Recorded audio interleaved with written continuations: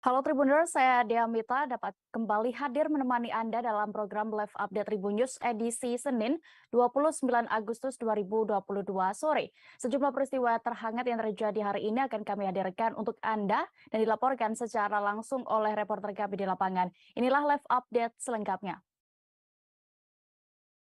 Kita menuju kabar pertama Tribuners. Tim khusus bersama penyidik Polri akan menggelar rekonstruksi kasus tewasnya Brigadir Nofriansyah Yosua Huta Barat alias Brigadir J pada Selasa 30 Agustus 2022 besok. Agenda rekonstruksi itu sendiri akan digelar di kediaman pribadi serta rumah dinas mantan Kadif Propam Polri Irjen Sambo yang juga merupakan tempat kejadian perkara atau TKP penembakan. Saat ini rekan kami, Rizky Sandi Saputra, reporter dari Tribun News, tengah berada di TKP dan akan melaporkan situasi terkini di sana. Silakan rekan. Ya, Dea dan juga Tribuners bisa disampaikan bahwa pada hari ini, Senin 29 Agustus 2022 merupakan tepat H-1, gelaran rekonstruksi yang akan dilakukan oleh tim penyidik dan juga tim khusus, Mabes Polri, terkait dengan tewasnya Brigadir Nofriansah Yosua Huta Barat. Dan saat ini, Dea, tempat saya berdiri di belakang saya itu merupakan, rumah dinas dari, mantan Kadif Propam Polri, yakni Verdi Sambo, yang merupakan juga, tempat kejadian perkara penembakan tewasnya Brigadir, Joshua, yang, diketahui memang didalangi oleh Verdi Sambo itu sendiri. Sebagai informasi Dea dan juga Tribuners, hingga sore ini terpantau di rumah dinas, Verdi Sambo begitu, terpantau sangat sepi begitu dan tidak ada penjagaan berarti baik dari pihak kepolisian maupun dari pihak keamanan, komplek dan juga pihak, keamanan di rumah dinas Verdi Sambo. Alhasil tadi juga, awak media, bisa dengan bebas gitu mengambil gambar baik untuk di sisi luar maupun di sisi teras, rumah Verdi Sambo. Tidak ada kegiatan tidak ada aktivitas yang berarti juga begitu Dea dan juga Tribuners di dalam rumah Irjen Pol Verdi Sambo ini yang berbangun, 2 lantai. Tak hanya di, rumah dinas, tadi juga saya sempat ke rumah pribadi dari, Verdi Sambo yang diketahui juga masih ada istrinya yakni Putri Candrawati, yang beralamat di Jalan Saguling 3, Duren 3, Kalibata, Jakarta Selatan, yang letaknya juga tidak jauh dari rumah dinas ini. Tadi juga terpantau di sana, sangat sepi begitu, tidak ada penjagaan apapun dan bahkan berbeda dengan di rumah dinas ini yang, dipasang garis polisi karena memang ini merupakan TKP. Untuk di rumah pribadi tidak ada satupun, garis polisi dan tidak ada penjagaan dari pihak keamanan rumah. Hanya saja tadi saya, begitu dan rekan media yang ada di lokasi mendapat teguran dari, diduga salah satu asisten rumah tangga dari Verdi Sambo yang meminta untuk awak media tidak mengambil gambar terlalu dekat gitu dari rumah, pribadi dan meminta untuk menunggu di sekitaran portal, rumah pribadi atau di kompleks Saguling tersebut. Hal itu karena memang kata salah satu ART yang tidak diketahui namanya itu merupakan, permintaan dari pihak, keamanan setempat dan juga ketua RT, serta adanya, respon atau, tanggapan dari tetangga yang menilai risih gitu karena sudah, lama sekali banyak awak media yang datang ke komplek tersebut. Dea dan juga Tribuners, memang diketahui pada esok hari Selasa, 30 Agustus 2022, tim penyidik, dan juga tim khusus akan melakukan rekonstruksi yang, rencananya akan menghadirkan seluruh tersangka termasuk juga, Verdi Sambo, Richard Eliezer, Ricky Rizal, Kuat Ma'ruf dan juga Putri Candrawati. Kendati begitu saat tadi disampaikan, dikonfirmasi maksud saya dikonfirmasi dengan pihak LPSK yang memberikan perlindungan kepada Baradae, tadi Wakil Ketua LPSK Susila Ningtyas menyatakan bahwa sejauh ini pihaknya masih melakukan koordinasi dengan tim Bareskrim Polri untuk, terkait dengan kabar kehadiran dari Baradae karena memang jika mengacu pada undang-undangnya pada pasal 10A begitu, Susi tadi menyatakan ada, perlakuan khusus bagi siapapun atau tersangka yang merupakan justice kolaborator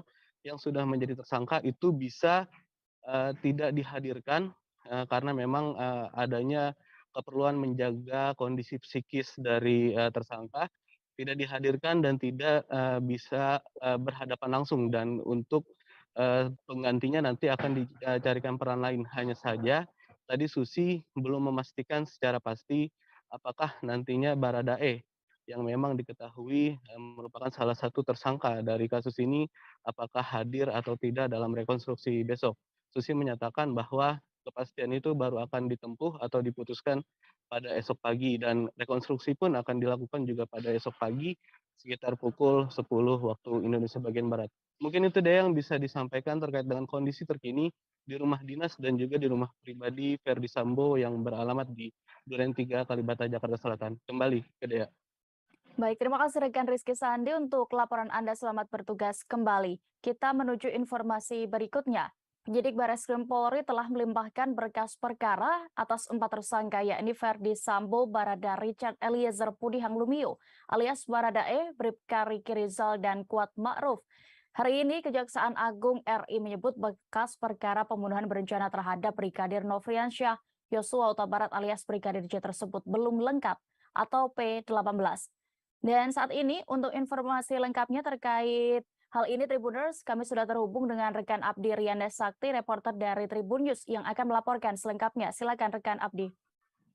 Baik, terima kasih Dea dan selamat sore rekan-rekan Tribunus sekalian. Benar saja, baru saja Jaksa Agung Muda, Tindak Pidana Umum Kejaksaan Agung, Fadil Zumhana menyampaikan perkembangan terbaru terkait dengan berkas perkara kasus pembunuhan berencana Brigadir Nofriansyah Yosua Huta Barat alias Brigadir J. Dalam hal ini Kejagung menyatakan berkas 4 tersangka yakni Verdi Sambo, Barada Richard Eliezer alias Baradae, Bribka Riki Rizal, dan Kuat Ma'ruf itu dinyatakan masih belum lengkap atau P18. Adapun alasan mengapa berkas tersebut belum dinyatakan belum lengkap, karena penyidik harus menjelaskan anatomi kasus tentang kesesuaian barang bukti di dalam berkas perkara tersebut. Atas dasar itu, Kejagung akan mengembalikan berkas perkara atau P19 kepada penyidik Barreskrim Polri untuk segera dilengkapi sehingga bisa segera disidangkan berkas kasusnya itu. Selain 4 berkas perkara, Kejaksaan Agung juga sudah menerima berkas kasus atas tersangka Putri Chandrawati yang juga merupakan istri dari Verdi Sambo pagi ini. Nantinya berkas perkara Putri akan diteliti terlebih dahulu untuk mengetahui apakah berkas perkaranya itu sudah lengkap atau belum.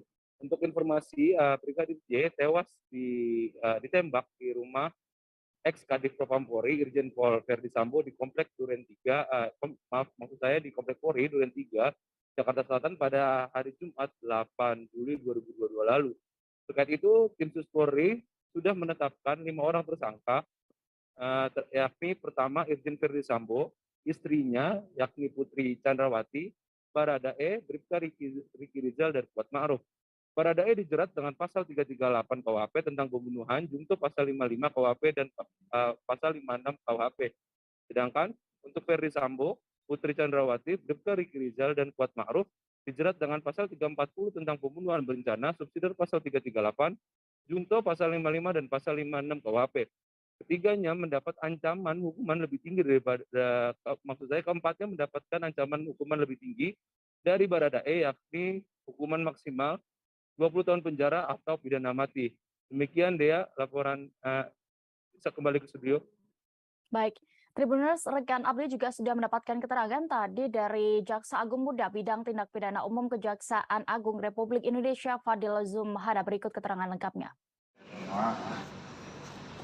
Bukan saya tidak mau menjawab, cuman pada kesempatan yang baik ini saya ingin menyampaikan bahwa penanganan perkara dugaan tindak pidana pembunuhan berencana yang dilakukan penyidikan oleh kawan-kawan Barreskrim,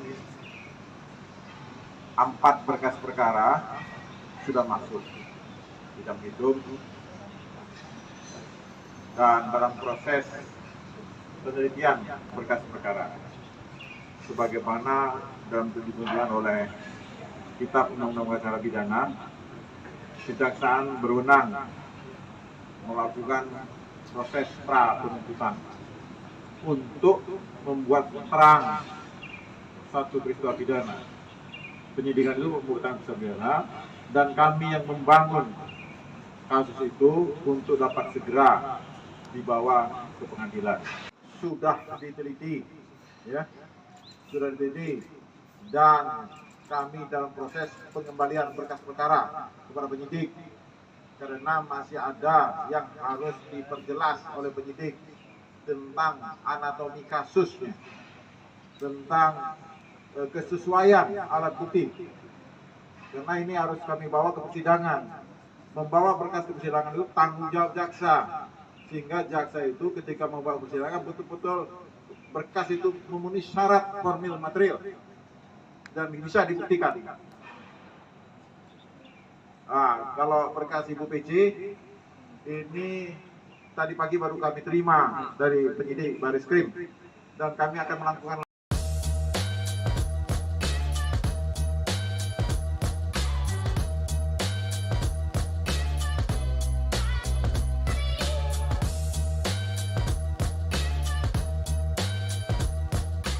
langkah yang sama, yaitu penelitian sebagaimana tuntutan hukum acara pidana, Ibu Rahel. Kita beralih ke informasi selanjutnya. Ditreskrimum Polda Bali menggelar jumpa pers di halaman depan kantor Ditreskrimum Polda Bali pada hari ini Senin 29 Agustus 2022 terkait pengungkapan kasus pembunuhan I Gusti Agung Mirah Agung Lestari yang jenazahnya ditemukan di selokan Jalan Raya Denpasar Gilimanuk pada 23 Agustus 2022 lalu. Dalam kesempatan tersebut, personel Ditreskrimum Polda Bali menghadirkan 2 orang pelaku berinisial NSP dan RN. Untuk laporan selengkapnya, Tribuners akan dilaporkan oleh rekan Ida Bagus Putu Mahendra, reporter dari Tribun Bali, yang saat ini sudah bergabung di sana. Silakan, rekan. Baik, terima kasih rekan Dea. Jadi benar pagi tadi di Treskrimum Polda Bali menggelar jumpa pers di halaman depan kantor di Treskrimum Polda Bali. Jumpa pers digelar terkait pengungkapan kasus pembunuhan I Gusti Agung Mirah Agung Lestari yang jenazahnya ditemukan di selokan Jalan Raya Denpasar Gilimanuk pada 23 Agustus 2022. Dalam kesempatan tersebut, personel di Treskrimum Polda Bali menghadirkan 2 orang terduga pelaku yakni NSP dan RN.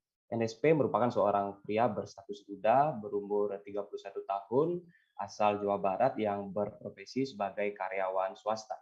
Sedangkan RN merupakan seorang pria berumur 28 tahun asal Lampung yang sebelumnya bekerja di perkebunan kelapa sawit di Sarawak, Malaysia sebagai TKI ilegal. Kasubdit 3 di Treskrimum Polda Bali AKBP Endang Tri Purwanto menuturkan tersangka berinisial NSP merupakan kasih korban yang sebelumnya telah menjalin hubungan selama 1 bulan. Kejadian bermula ketika masyarakat Gilimanuk Jembrana Bali digegerkan dengan penemuan jenazah wanita di selokan Jalan Raya Gilimanuk Denpasar pada 23 Agustus 2022. Setelah diselidiki, jenazah tersebut berhubungan dengan laporan dugaan orang hilang di Polres Badung pada 21 Agustus 2022. Berdasarkan hasil rekaman CCTV dan olah TKP, kedua tersangka yakni NSP dan RN dengan menggunakan mobil korban terekam CCTV menyeberang ke Pulau Jawa melalui Pelabuhan Gilimanuk pada 21 Agustus 2022 pukul 23 waktu Indonesia bagian tengah. Tim Resmob di Treskrimum Polda Bali kemudian mendapat informasi bahwa mobil korban I Gusti Agung Mirah Agung Lestari ditransaksikan di seputaran wilayah Boyolali, Solo, Jawa Tengah. Di wilayah tersebut, personel Polda Bali mengamankan mobil Honda Brio milik korban. Setelah melakukan penyelidikan lebih lanjut, diketahui kedua pelaku bergerak ke wilayah lain. Adapun kota-kota yang disambangi tim Resmob di Treskrimum Polda Bali untuk mengejar pelaku yaitu Solo, Yogyakarta, Purwodadi, Slawi Tegal, Bekasi, Jakarta, Serang, dan Lampung. Pelaku NSP diamankan tim Resmob di Treskrimum Polda Bali yang bekerja sama dengan personel Polda Lampung pada Sabtu 27 Agustus 2022. Sedangkan pelaku RN diamankan aparat kepolisian di lokasi yang sama pada Minggu 28 Agustus 2022 pukul 2.30 waktu Indonesia bagian Barat dini hari. RN ditangkap petugas saat hendak menjemput NSP yang sebelumnya mereka telah sama-sama berencana untuk berpindah kota lagi untuk agar dapat kabur dari kejaran polisi. Saat diinterogasi oleh petugas, kedua pelaku mengakui perbuatannya. Adapun otak kasus pembunuhan I Gusti Agung Mirah Agung Lestari adalah sang kekasih, yaitu NSP. Sedangkan RN yang juga seorang residivis kasus pencurian dengan kekerasan bertindak sebagai eksekutornya. Adapun motif dari adanya kejadian tersebut adalah adanya motif ekonomi, yang dimana mobil korban dijual seharga 25 juta rupiah. Lebih lanjut, AKBP Endang Tri Purwanto menuturkan perencanaan pembunuhan I Gusti Agung Mirah Agung Lestari terjadi pada 19 Agustus 2022. NSP ini mulanya menyampaikan kepada rekannya yaitu RN bahwa dirinya tidak memiliki uang. Setelah berdiskusi, NSP teringat bahwa sang kekasih memiliki sebuah mobil. RN kemudian pulang ke Indonesia yang dimana sebelumnya telah menyewa rumah kos di kawasan Gianyar, Bali. Setelah NSP dan RN bertemu di Gianyar, NSP membuat janji kepada Agung Mirah Lestari untuk bertemu. Agung Mirah Lestari kemudian menjemput kedua tersangka setelah membuat janji untuk pergi makan dan jalan-jalan ke daerah Jimbaran, Badung, Bali. Adapun posisi di dalam mobil, yakni NSP berada di pengemudi mobil, sedangkan korban yaitu I Gusti Agung Mirah Agung Lestari itu berada di sebelah kiri pengemudi, sedangkan RN duduk di belakang korban. AKBP Endang Tri Purwanto kemudian menuturkan dari Jimbaran, Badung hingga Gilimanuk merupakan TKP pembunuhan Agung Mirah Lestari. Hal itu disebutkan bahwa kejadian berlangsung di dalam mobil, yang dimana mobil dalam keadaan bergerak dari Kabupaten Badung menuju Jembrana.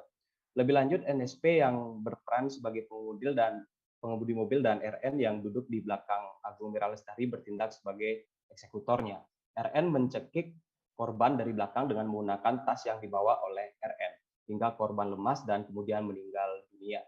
Handphone milik korban kemudian dibuang di daerah Tabanan, Bali, sedangkan jenazah korban dibuang di selokan di Jalan Raya Denpasar, Gilimanuk. Kedua tersangka kemudian segera melarikan diri dengan menggunakan mobil milik korban. Baik, itu dia berita dari Tribun Bali. Saya kembalikan kepada rekan Dea. Terima kasih. Baik, berikut Tribuners kami tampilkan juga keterangan dari Kasubdit 3 Ditreskrim Polda Bali AKBP Endang Tri Purwanto terkait kasus ini selengkapnya. Pada hari Minggu, tanggal 21 Agustus,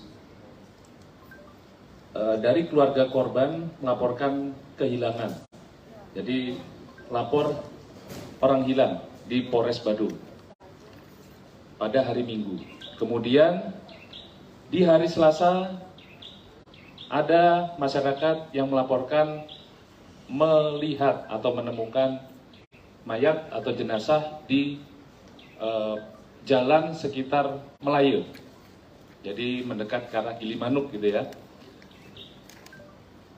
Dari dasar itu kemudian dilakukan semacam tindakan-tindakan kepolisian dan kami juga mengolah TKP bersama dengan gabungan antara Resmob Polda Bali dengan jajaran Satreskrim Polres Jembrana. Kabar berikutnya dari Provinsi Maluku. Warga Kecamatan Elpa Putih, Kabupaten Seram bagian Barat, terpaksa bertaruh nyawa bergelantungan di tali untuk menyeberangi sungai. Kegiatan berbahaya itu mereka lakukan karena jalan yang menjadi akses satu-satunya warga untuk keluar antar desa rusak setelah diterjang banjir. Warga kini berharap perhatian serius dari pemerintah agar segera melakukan tindakan untuk memperbaiki. Nah, untuk informasi selengkapnya terkait keadaan di sana, Tribuners sudah bergabung bersama kami, reporter dari Tribun Ambon, Anda rekan Alvin Risanto. Silakan dengan laporan Anda.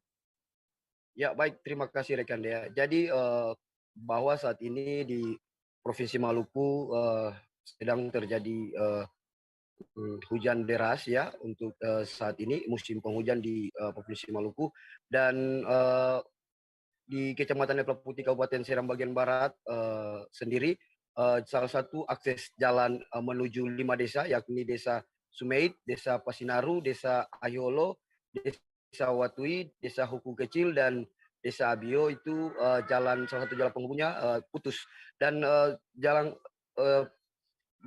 desa penghubung tersebut sudah putus sudah sejak lama ya, dan pada saat musim hujan pada bulan 7 dan bulan 8 ini mengakibatkan jalan di situ tambah parah ya, makin parah. Dan saat ini untuk menyeberang di lokasi tersebut, warga memiliki 2 akses, yakni untuk melewati jalan itu sendiri dengan jalan kaki, dan juga bergelantungan ya dari bergelantungan di tengah sungai ya, dengan cara tali diikat dari pohon sebelah ke pohon yang sebelah untuk sampai di desa seberang.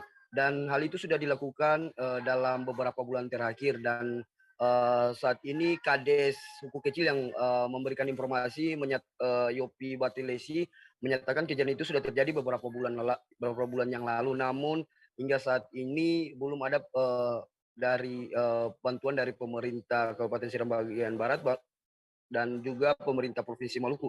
Dan dari kepala desa sendiri sudah melakukan pelaporan kepada pemerintah, namun belum ada sampai saat ini bantuan dari pemerintah. Untuk itu dia berharap kepada pemerintah provinsi maupun pemerintah Seram bagian Barat agar secepatnya melihat kondisi mereka dan membangun kembali jembatan atau jalan yang rusak akibat hujan yang mengguyur Provinsi Maluku, terutama di Seram bagian Barat. Dan sekedar informasi Tribuners dan rekan Dea, bahwa warga sekitar apabila pergi ke rumah sakit harus melewati jalan sepanjang 38 km dengan jarak tempuh 6 sampai 8 jam untuk sampai di pusat kota kabupaten. Dan itu kalau misalkan naik ojek itu bisa memakan waktu, bisa mengerogek kocek sebesar Rp600.000. Untuk itu akses jalan satu-satunya ini yang sudah rusak sejak beberapa tahun terakhir dan tambah parah di musim penghujan ini. Mereka berharap pemerintah daerah atau pemerintah provinsi segera memperbaiki jalan mereka, karena untuk saat ini mereka meminta keadilan seperti pasal yang Pancasila kelima, yakni keadilan sosial bagi seluruh rakyat Indonesia. Ini mereka menuntut kepada pemerintah daerah dan pemerintah pusat juga, bahwa melihat kondisi mereka yang berada di daerah yang terpencil yang terisolir di Seram bagian Barat. Begitu rekan Dea. Baik, terima kasih rekan Alvin Risanto untuk laporan Anda. Selamat kembali bertugas. Kita beralih ke Jawa Barat. 2 pelaku pengedar uang palsu di Kabupaten Majalengka ditangkap jajaran kepolisian Polres Majalengka. Mereka ditangkap setelah kedapatan membeli sebungkus rokok di Desa Biawak, Kecamatan Jatitujuh dengan menggunakan uang palsu. Untuk informasi lengkapnya sudah bergabung di sana rekan reporter dari Tribun Cirebon. Silakan rekan Eki Yulianto untuk informasi Anda. Terima kasih Dea. Selamat sore Tribuners. Dapat saya laporkan dari Kabupaten Majalengka, Jawa Barat, yang mana 2 pelaku pengedar uang palsu atau UPAL di Kecamatan Jatitujuh, Kabupaten Majalengka resmi jadi tersangka. Keduanya berinisial AP berusia 20 tahun dan A usia 21 tahun, asal Kecamatan Terisi, Kabupaten Indramayu. Mereka dihadirkan dalam giat konferensi pers yang digelar oleh Polres Majalengka pada Senin 29 Agustus 2022 tadi pagi. Kapolres Majalengka AKBP Edwin Afandi mengatakan modus pengedaran uang palsu yang dilakukan oleh para pelaku tersebut ke warung-warung. Mereka menggunakan uang pecahan 100.000 dengan harapan ada uang kembalian hasil pembelian rokok menggunakan uang palsu tersebut. Kata Kapolres bahwa peristiwa itu sendiri terjadi pada 22 sekitar pukul 11 malam. Kejadian bermula saat kedua tersangka dengan sengaja membelanjakan 1 lembar uang palsu dengan pecahan 100.000 di wilayah Kabupaten Majalengka, tepatnya di Desa Biawak, Kecamatan Jatitujuh, untuk membeli rokok. Namun saat itu pemilik warung yang diketahui bernama Eki merasa curiga dengan uang yang diberikan oleh para pelaku tersebut. sehingga pemilik warung saat itu mengejar dan menghadang pelaku yang masih berada di depan warung. Awalnya kedua pelaku mengejar miliknya, tapi dan tidak mengetahui jika uang rupiah tersebut merupakan uang palsu. Namun pada saat itu para pelaku sempat melakukan perlawanan untuk melarikan diri, dan pemilik warung pun berteriak meminta bantuan warga sekitar. Dikarenakan saat itu banyak warga di sekitar lokasi yang berdatangan, kedua pelaku akhirnya dapat diamankan. Nah, para warga membawa pelaku ke kantor Polsek Jati 7 guna pemeriksaan lebih lanjut. Hasil pemeriksaan dia bahwa kedua pelaku selain mengedarkan di wilayah Majalengka, kedua pelaku juga mengedarkan di wilayah Kabupaten Sumedang dengan cara dan modus yang sama, membeli rokok ke beberapa warung atau toko. Sebab didapati dari tangan pelaku terdapat barang bukti berupa 16 bungkus rokok dan uang rupiah asli hasil pengembalian membeli rokok di Majalengka dan Sumedang sebesar 1,2 juta. Nah, masih kata Kapolres bahwa uang rupiah palsu tersebut didapat dari pria berinisial K, penduduk Kecamatan Tarisi, Kabupaten Majalengka, dan kini petugas dari pihak Satreskrim Polres Majalengka masih melakukan pengejaran.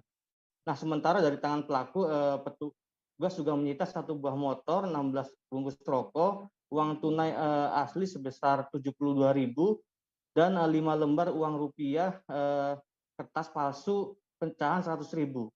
Nah, dari kedua pelaku tersebut akibat perbuatan yang dilakukannya, keduanya dijerat dengan pasal 26 ayat 2 ayat 3 Undang-Undang RI nomor 7 tahun 2011 tentang mata uang dengan ancaman hukuman maksimal 10 tahun penjara.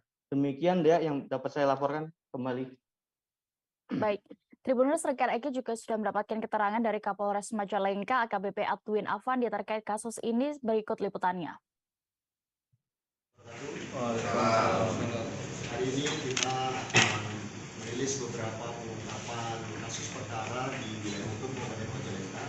Yang pertama yaitu terjadinya pengedaran uang palsu pada tanggal 24 Agustus 2022 sekitar pukul 23.00 di wilayah Kecamatan Jati 7 Kabupaten Majalengka.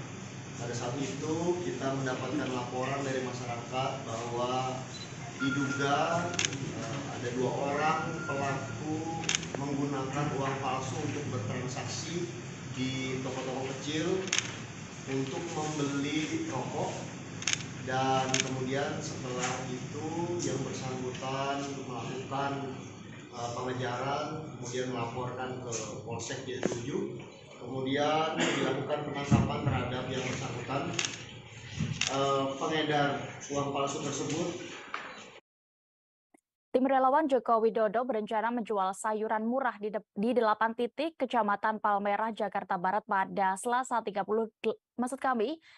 Agustus 2022 besok.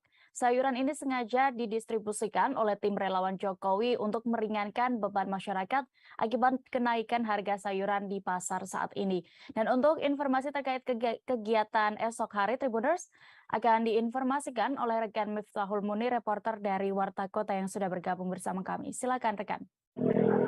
Baik rekan Dea, bisa saya jelaskan bahwa pada hari Selasa 30 Agustus 2022 besok, rencananya tim 7 relawan Joko Widodo akan menggelar berdagang sayuran murah di 8 titik kecamatan wilayah Jakarta Barat.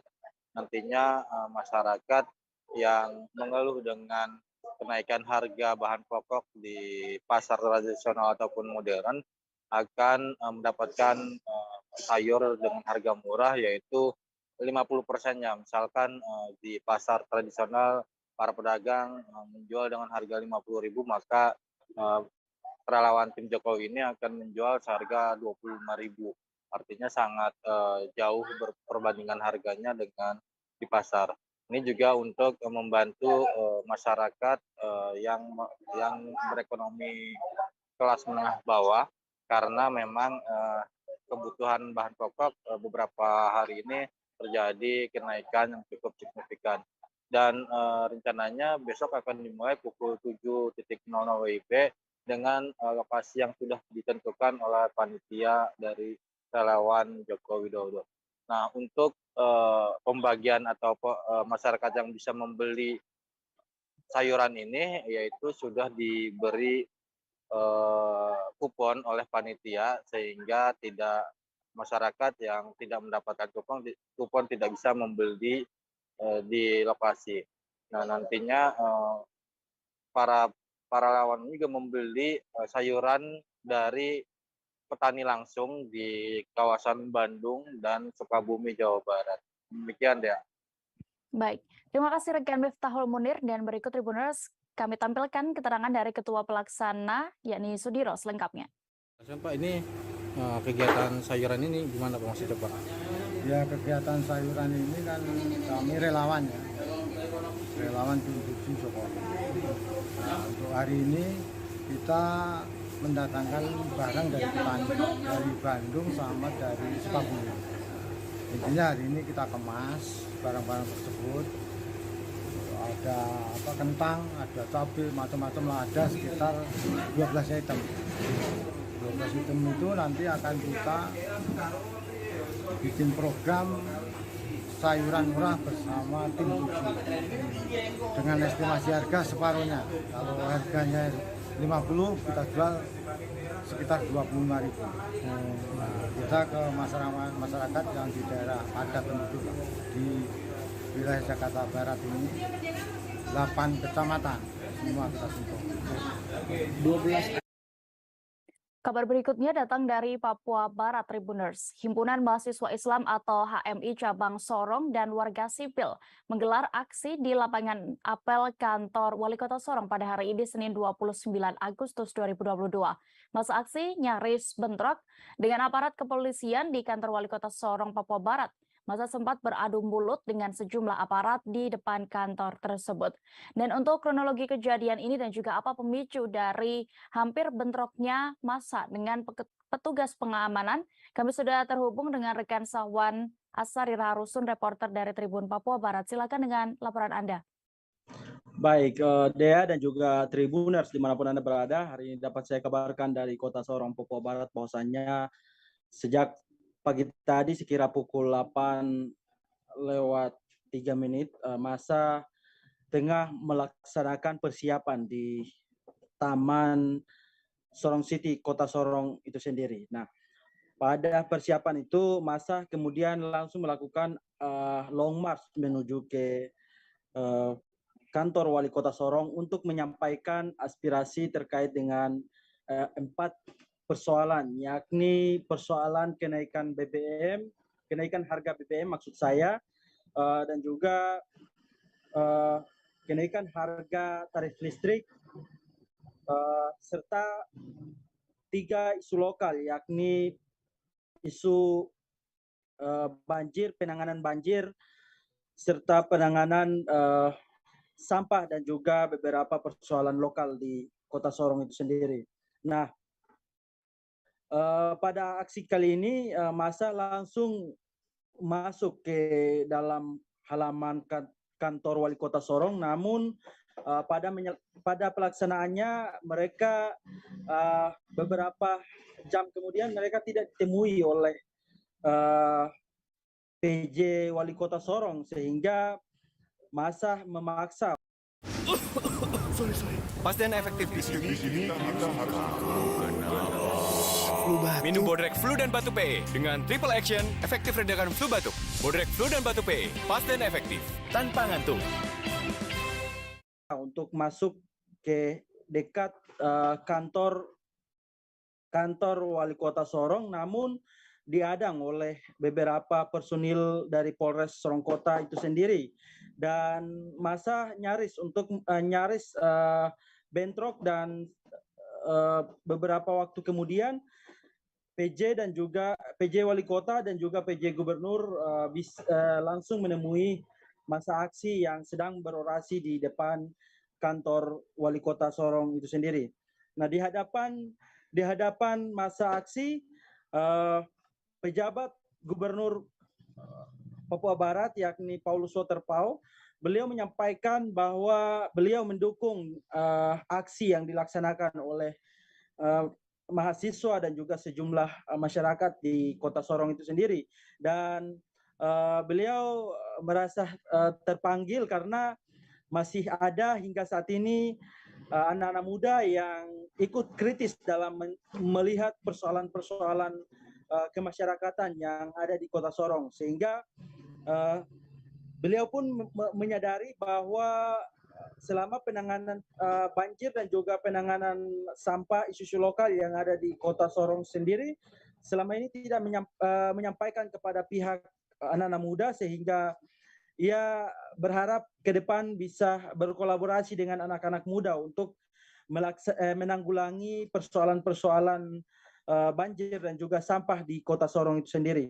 Nah, selain itu, Jenderal Lapangan dalam hal ini Manaf Rumodar yang pada saat itu diwawancarai, ia menyampaikan bahwa persoalan banjir dan juga sampah ini merupakan dosa bagi ex wali kota Sorong, yang mana selama 10 tahun beliau dinilai gagal untuk menyelesaikan persoalan-persoalan ini, sehingga ia berharap ia dan teman-teman masa aksi bisa menghadirkan sebuah gagasan dan bisa dieksekusi oleh penjabat gubernur dan juga penjabat wali kota Sorong yang baru dilantik beberapa waktu lalu. Begitu, Dea. Baik, Tribuners rekan Sawan juga sudah mendapatkan keterangan dari penjabat Gubernur Papua Barat, Komjen Pol Purnawirawan Paulus Waterpau, dan juga Jenderal Lapangan Manaf Rumodar terkait demonstrasi ini. Selengkapnya kami tampilkan. Ikut simak tuntutan aspirasi kalian itu bagus. Dan itu artinya agent of change, agent of problem solving itu memang betul kalian yang punya ya. Jadi terima kasih untuk buah pikirnya, maksud dorongan-dorongan moralnya dan sebagainya. Itulah kompetensi kalian sebagai generasi muda. Ya, hari ini yang harus melakukan itu. Memang untuk kegiatan kalian itu secara menyeluruh sudah dimonitor dari pusat ya sampai ke daerah-daerah. Hari ini juga teman-teman kalian di Manokwari ada juga ya, di beberapa kota lain. Tapi saya sebagai PJ Gubernur di Papua Barat ini menyampaikan apresiasi dan terima kasih banyak karena kalian tetap tertib, jaga kenyamanan, keamanan, ketertiban, kelancaran, dan sebagainya ya. Menindaklanjuti instruksi yang dikeluarkan oleh PBHMI terkait dengan kenaikan harga BBM dari 7.600 menjadi 10.000. Yang kedua, aksi yang kami lakukan ini tidak hanya menindaklanjuti instruksi daripada PBHMI, tapi kemudian kami melihat bahwa ada fenomena sosial di Kota Sorong, yaitu perihal banjir yang sampai saat ini masih menjadi satu mitologi bagi masyarakat Kota Sorong.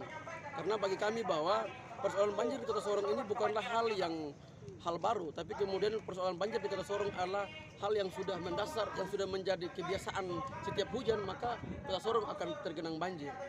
Nah, olehnya itu kami hadir ke kantor wali kota ini bukan untuk bagaimana meminta pertanggungjawaban Bapak PJ Wali Kota Sorong. Kami tahu persis bahwa Bapak PJ Wali Kota Sorong tidak melakukan kesalahan dalam hal ini menyebabkan sampai adanya banjir. Tapi kemudian karena dia sudah menjabat sebagai PJ Wali Kota Sorong, kami hanya meminta. Informasi berikutnya datang dari Kalimantan Timur. Tribuners, pemerintah Kabupaten Penajam Pasir Utara atau PPU berupaya mempertahankan aset milik daerah yang berada di kawasan Ibu Kota Negara atau IKN Nusantara, yakni di Kecamatan Sepaku. Aset pemerintah daerah yang berada pada delineasi IKN di Kecamatan Sepaku ini berupa tanah dan bangunan dengan luas kurang lebih 43 hektar. Untuk informasi lengkapnya akan dilaporkan rekan Nita Rahayu, reporter Tribun Kaltim yang sudah bergabung di sana. Silakan rekan Nita. Baik, terima kasih Dea dapat kami laporkan. Halo, rekan Nita. Iya, Dea. Dan Tribuners dimanapun Anda berada dapat kami laporkan dari Kabupaten Penajam Pasir Utara bahwa saat ini pemerintah Kabupaten Penajam Pasir Utara sedang berupaya untuk mempertahankan aset yang merupakan milik pemerintah daerah yang berada di Kecamatan Sepaku, di mana kecamatan tersebut saat ini merupakan ibu kota negara Nusantara. Hal itu ditegaskan oleh Sekretaris Daerah Kabupaten Penajam Pasar Utara Tohar kepada tribunkaltim.co. Kata Tohar, aset pemerintah daerah yang berada pada delineasi IKN di Kecamatan Sepaku berupa tanah dan bangunan. Luasnya kurang lebih sekitar 43 hektar. Meski secara aturan dijelaskan bahwa kawasan yang masuk delineasi IKN baik milik pemerintah kabupaten kota maupun milik pemerintah provinsi secara otomatis akan menjadi aset milik negara. Namun dalam hal ini pemerintah daerah tetap berharap aset tersebut menjadi milik mereka. Hal itu sudah disampaikan juga oleh pihak pemerintah daerah Kabupaten Penajam Pasar Utara kepada pemerintah pusat, dalam hal ini kementerian terkait, namun belum mendapatkan kejelasan mengenai status aset mereka. Beberapa aset pemerintah daerah yang ada di Kecamatan Sepaku seperti mulai dari fasilitas pendidikan dan fasilitas kesehatan, salah satunya itu Rumah Sakit Pratama hingga guest house yang menjadi milik dari pemerintah daerah itu sendiri. Aset tersebut dikatakan Tohar alasannya untuk dipertahankan menjadi milik mereka, yakni supaya PPU nantinya punya identitas ataupun punya kebanggaan tersendiri di IKN sebagai wilayah asal dari ibu kota negara itu sendiri. Demikian Dea. Baik. Terima kasih rekan Dita Rahayu untuk laporan Anda. Selamat bertugas kembali. Kita beralih ke kabar berikutnya. Satu unit truk Hindo terperosok ke dalam jurang di Kelok Banto, Sitinjau, Lauli, Kecamatan Lubuk, Kilangan, Kota Padang, Provinsi Sumatera Barat pada Minggu 28 Agustus dini hari kemarin. Adapun sang sopir truk yakni Dedek Supriyadi, 35 tahun, belum kunjung ditemukan hingga laporan Minggu sore. Dan untuk kabar terkini terkait peristiwa ini, Tribuners, kami sudah terhubung dengan rekan Wahyu Bahar, reporter Tribun Padang yang akan melaporkan untuk update terkininya. Silakan rekan. Baik, Dea, terima kasih. Tribuners, dapat kami laporkan bahwasannya kemarin pada hari Minggu 28 Agustus 2022 pada dini hari, satu unit truk masuk terperosok ke dalam jurang di Kelok Banto di daerah Sitinjau Lawi, Kelurahan Indaruang, Kecamatan Sebuah Kilangan, Kota Padang, Provinsi Sumatera Barat. Dalam saat itu, truk tersebut yang dikendarai oleh Dedek Supriyadi, 35 tahun, berkonvoy bersama satu truk lainnya, bersama temannya, namun ia terperosok ke jurang. Hingga hari ini, pencarian Dedek Supriyadi masih dilakukan oleh tim gabungan, personel gabungan dari Basarnas atau kantor pencarian pertolongan Padang, dari BPBD, dari TNI, masyarakat setempat, dari pihak kepolisian.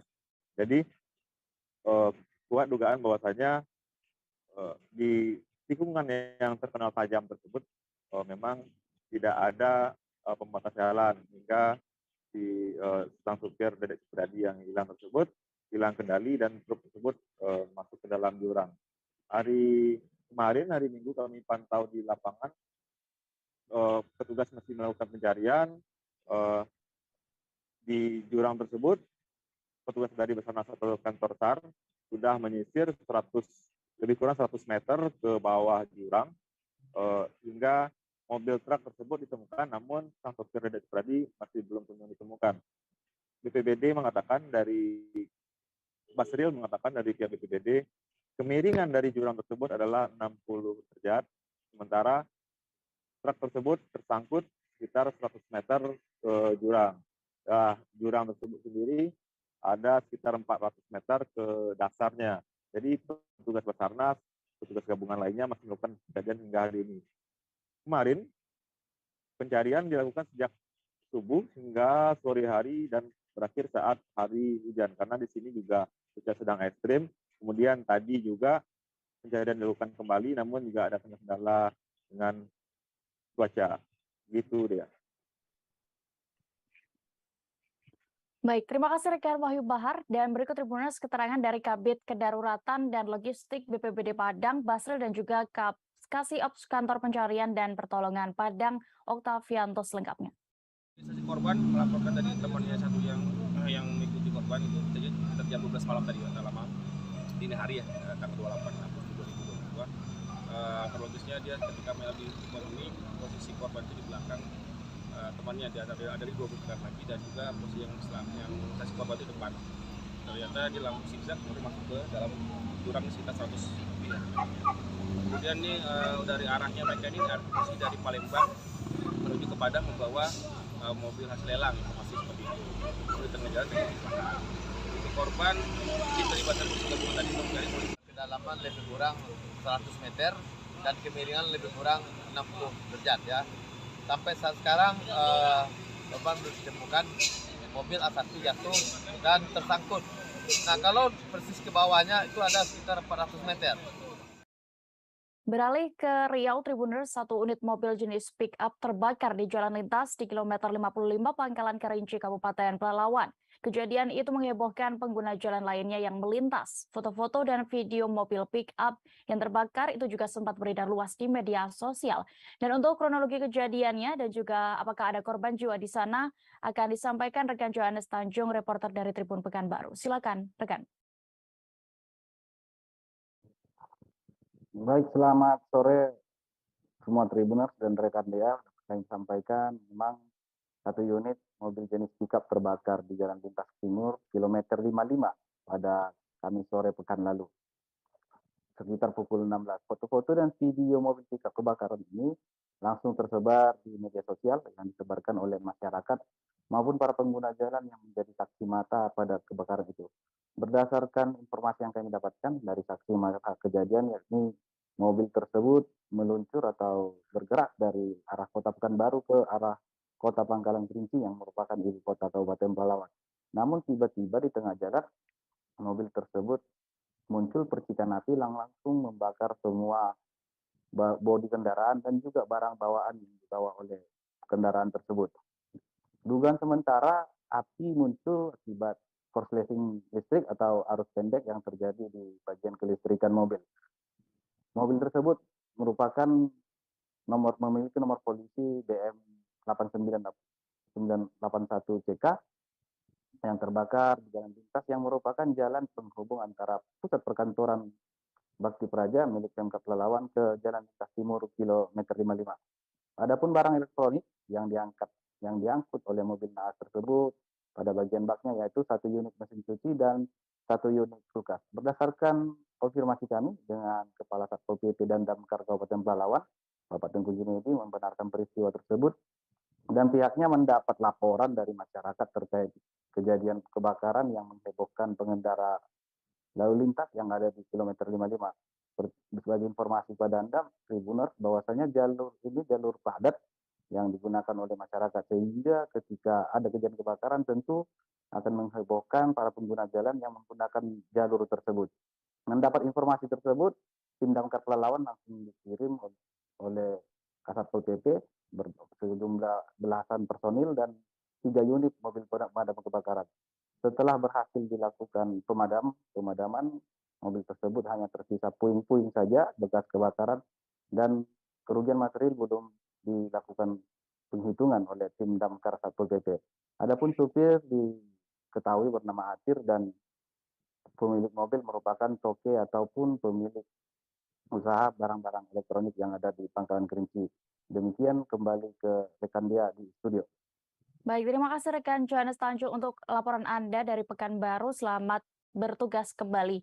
Kita beralih ke Jawa Timur.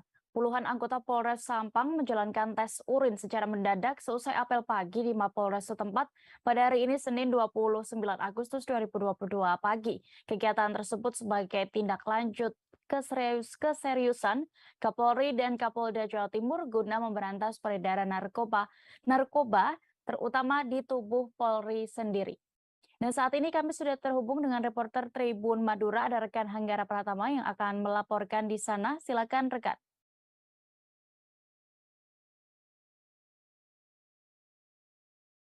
Baik, terima kasih rekan Dea. Dapat kami melaporkan bahwa dari kegiatan tes urin yang dilakukan secara mendadak di Mapolres Sampang, Madura pada 29 Agustus 2022 pagi tadi, ada sekitar 50 personil Polres Sampang yang melakukan tes urin, mulai dari Kapolres, Wakapolres, seluruh PJU Polres Sampang, dan Kapolsek jajaran Polres Sampang. Sehingga dalam pelaksanaannya langsung dikawal anggota Provos dan Paminal baik di luar maupun di dalam kamar mandi saat mengambil sampel urin itu sendiri. Adapun hasilnya ada satu anggota berinisial ES Bintara Polres positif metamfetamin, sehingga atas teman ini menjadi atensi Kapolres Sampang. Maka dalam waktu dekat anggota yang kesehariannya berada di bagian Sabara tersebut akan dilakukan tindakan tegas. Bahkan Kapolres Sampang AKBP Arman sendiri yang akan melanjutkan ke sidang disiplin maupun ke kode etik kepolisian. Kemudian dalam pelaksanaannya, tes urin kali ini cukup berjalan dramatis mengingat Kapolres Sampang AKBP Arman sempat menunggu salah satu anggotanya yang kesulitan mengambil maksud saya sampel urin. Setelah sampai urin di saklo dalam kurun waktu 30 menit, hasilnya negatif tapi terbilang samar seperti itu. Sehingga anggota tersebut akan mendapatkan pengawasan dan pembinaan khusus dari Kapolres Sampang AKBP Arman.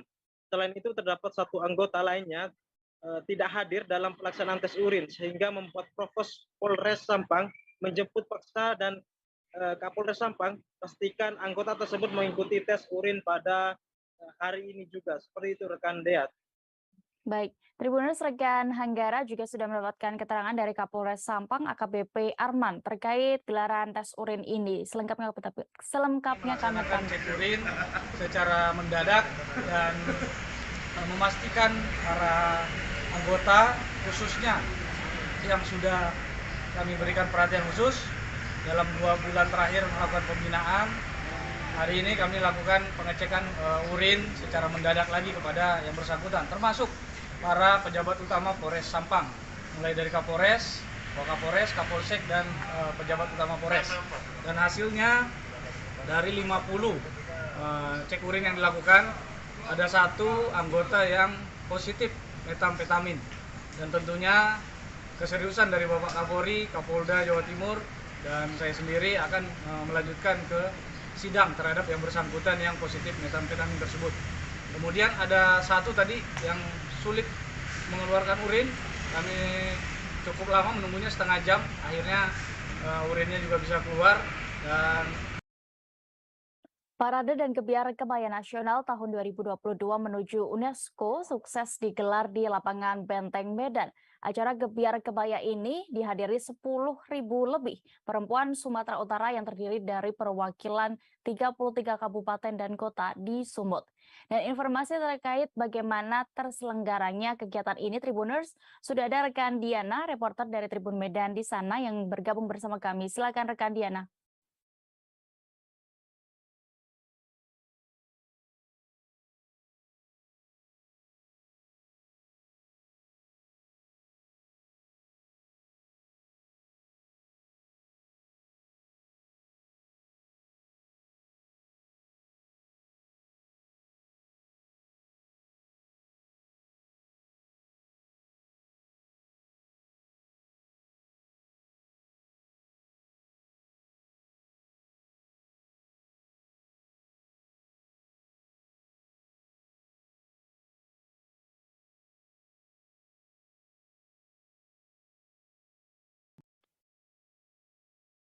Baik, silakan rekan Diana untuk informasi Anda. Aduh.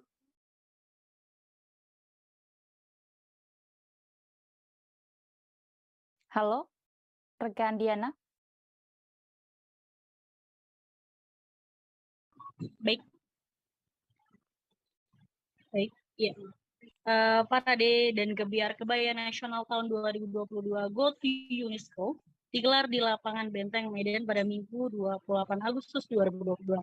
Acara ini dihadiri oleh hampir lebih dari 10.000 wanita Sumatera Utara yang terdiri dari perwakilan dari 33 kabupaten dan kota di Sumatera Utara. Kemudian juga ada ibu-ibu Bayangkara, Sumut, Ibu Persit, Kartika, Angkatan Laut, Angkatan Udara, Majelis Taklim Halimah Sumut, PPDP, RKLA, dan kemudian seluruh organisasi wanita yang ada di Sumatera Utara, serta juga sejumlah mahasiswa juga ikut hadir dalam acara Gebiar kali ini. Dalam acara ini juga terdapat rangkaian acara parade di mana seluruh peserta yang sejumlah 10.000 lebih itu mengelilingi lapangan benteng dengan menggunakan pakaian adat atau pakaian kebaya yang diikuti sesuai dengan kelompok atau daerah mereka masing-masing dan diiringi dengan lagu-lagu daerah asal dari kota masing-masing. Kemudian terdapat juga sekitar 60 hingga 66 tenan UMKM dengan menyajikan makanan. Kemudian juga ada acara fashion show, di mana fashion show ini diikuti oleh para model dengan menggunakan baju kebaya dan juga diikuti oleh perwakilan dari Ibu Bayangkari, Ibu Persid, dan organisasi wanita yang ada di Sumut. Begitu. Dan kegiatan ini merupakan bertujuan untuk mendukung program Kebaya Indonesia Go to UNESCO dan untuk melestarikan kebaya sebagai warisan budaya leluhur sekaligus memperkuat gerakan pelestarian budaya melalui pengenalan dan ajakan menggunakan kebaya kepada generasi muda. Baik, terima kasih rekan Diana untuk laporan Anda dari Kota Medan. Selamat bertugas kembali. Kita beralih ke informasi selanjutnya, Tribuners. Kabar duka datang menyelimuti klub sepak bola Persebaya Surabaya. Ibu mertua dari Azrul Ananda sekaligus Ibunda Ivo Ananda, Endang Purwani Ediarti, tutup usia pada hari ini Senin 29 Agustus 2022. Sejumlah tokoh penting Persebaya beserta sanak saudara dan kolega dari Azrul maupun Ivo Ananda satu persatu mendatangi rumah duka di Kecamatan Tenggilis, Mejoyo, Kota Surabaya. Untuk informasi selengkapnya, Tribuners sudah bergabung bersama kami rekan Febrianto Ramadhani di sana. Silakan rekan. Baik, jadi selamat sore para pemirsa Surya dan Tribun dimanapun Anda berada. Jadi Ibu mertua Azrul Ananda sekaligus Ibunda Ivo Ananda, Endang Purwani Ediarti, tutup usia pada Senin 29 Agustus 2022.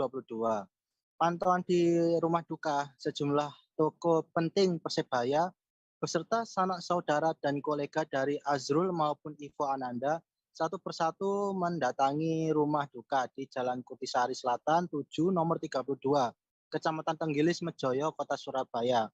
Berbagai ucapan duka dalam bentuk karangan bunga memenuhi halaman dan bagian depan rumah.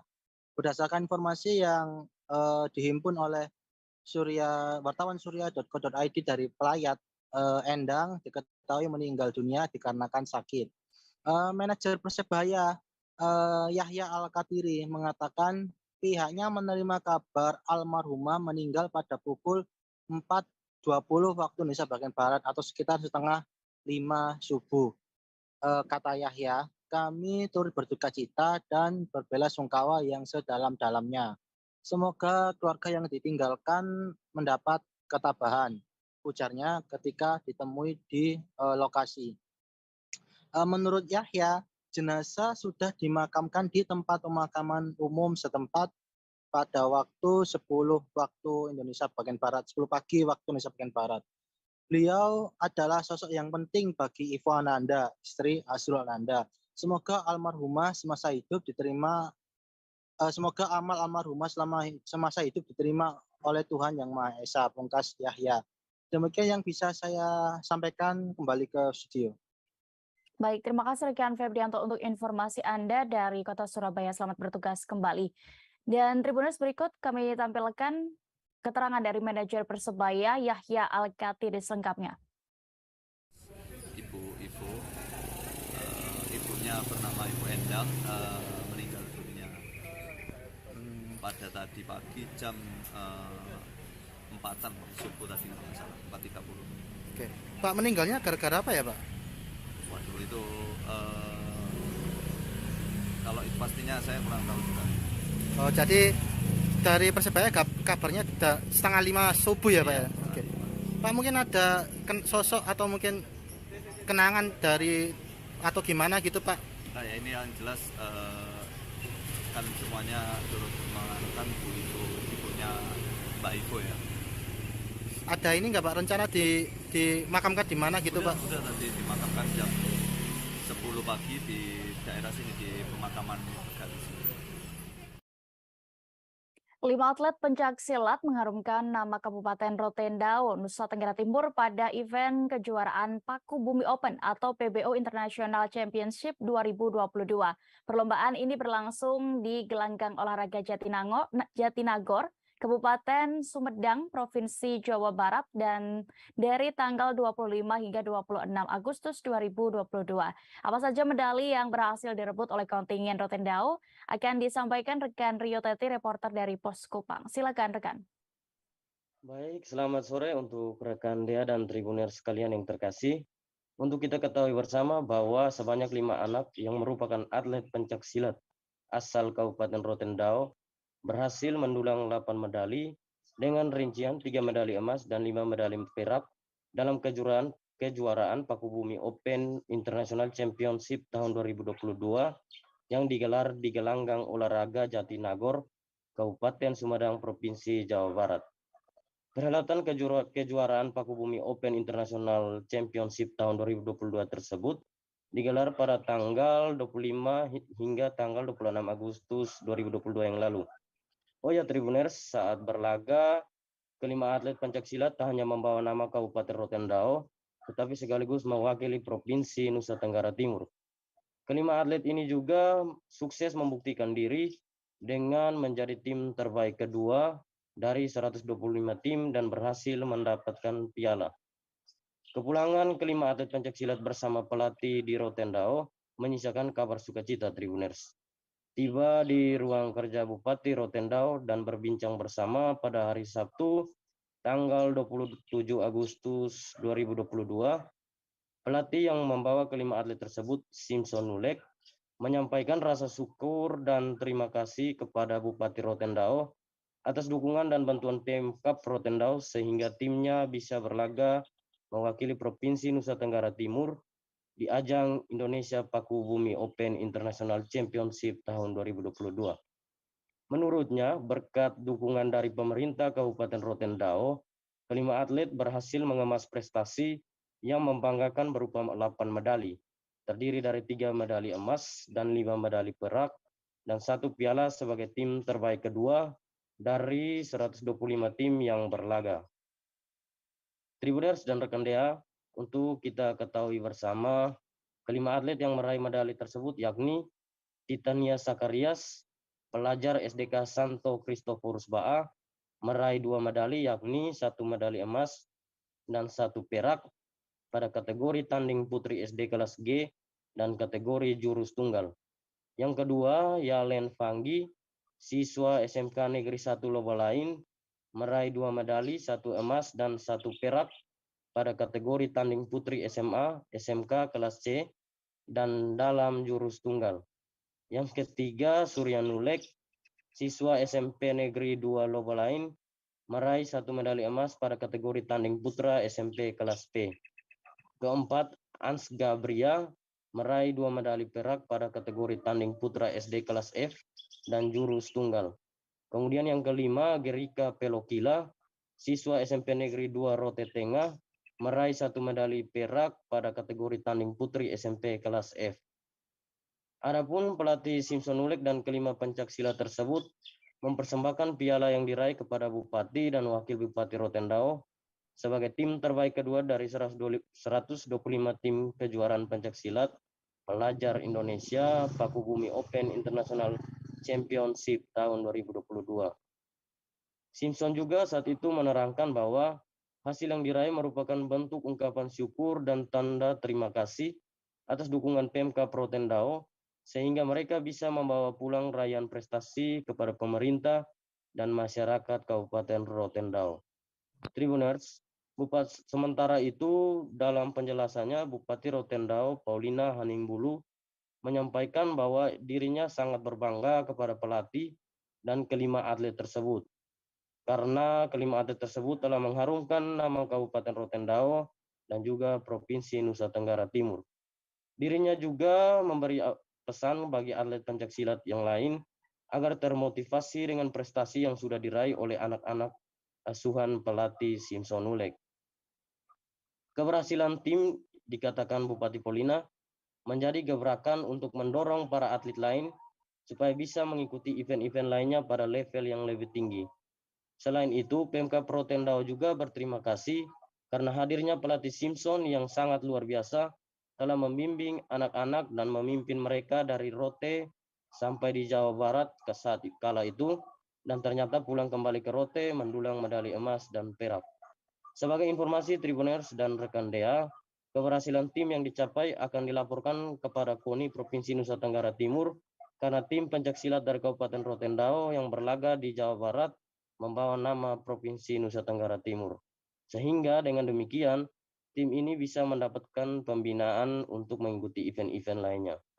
Kemudian hal yang sama juga disampaikan oleh Bapak Stefanus M. Saek, selaku Wakil Bupati Rotendao dan juga selaku Ketua Harian KONI Kabupaten Rotendao.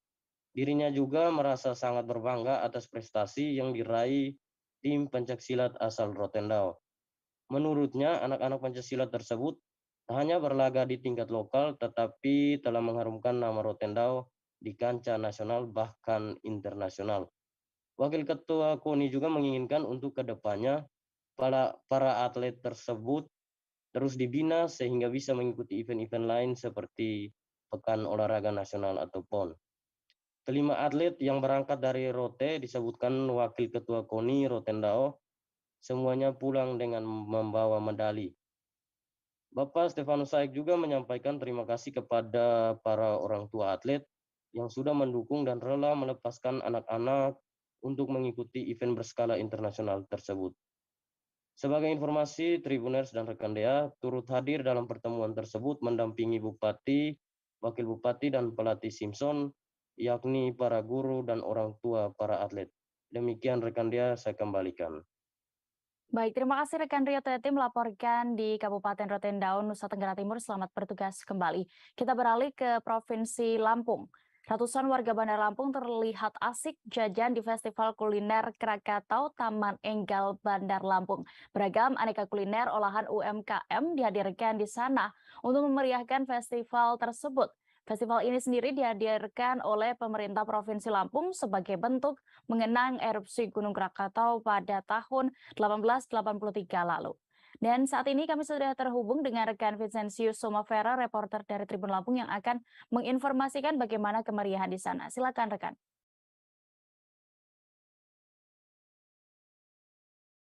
Iya, selamat sore rekan ya. Selamat sore para Tribuners. Iya, benar sekali. Di Lampung sedang diadakan salah satu festival bernuansa penyajian kuliner di salah satu taman terbuka di Bandar Lampung. Nah, festival kuliner ini diambil sekaligus dalam rangka mengenang erupsi Gunung Krakatau yang terjadi 1883 lalu. Di mana festival kuliner ini juga menjadi bagian dari festival Krakatau Lampung yang masih berjalan. Dari yang kita amati, cukup ramai masyarakat yang mengantusiaskan diri dalam festival kuliner tersebut. Karena memang ragam-ragam yang dihadirkan dalam kuliner tersebut cukup variatif ya, diangkat dari hasil UMKM masyarakat setempat. Sehingga harganya pun cukup bersaing dibanding dengan harga-harga festival kuliner lainnya. Di situ juga, selain bisa menikmati sajian kuliner yang dihadirkan oleh puluhan pelaku UMKM, juga ada semacam pertunjukan musik yang disisipkan dari pemerintah provinsi setempat untuk menghibur masyarakat yang datang. Rencananya memang festival kuliner Krakatau ini akan dihadirkan mulai dari 26 Agustus kemarin, akhir pekan lalu, hingga 4 September mendatang atau minggu depan. Nah, demikian dia. Baik, terima kasih rekan Soma untuk informasi Anda. Selamat bertugas kembali. Kita beralih ke informasi berikutnya. Kecelakaan lalu lintas maut terjadi di ruas jalan tol Madiun Kertosono kilometer 634 700A tepatnya di Desa Bandungan, Kecamatan Saradan, Kabupaten Madiun pada Sabtu 28 Agustus kemarin. Kecelakaan itu melibatkan mobil Daihatsu Sigra dengan truk Hino. Akibat laka lantas tersebut, sopir Daihatsu Sigra bernomor polisi W1723ZE yaitu Rahmat Syawal Adi meninggal dunia di lokasi kejadian. Untuk kronologi lengkapnya, Tribuners akan dilaporkan rekan Sofian Arif Chandra, reporter dari Tribun Jatim. Silakan, rekan.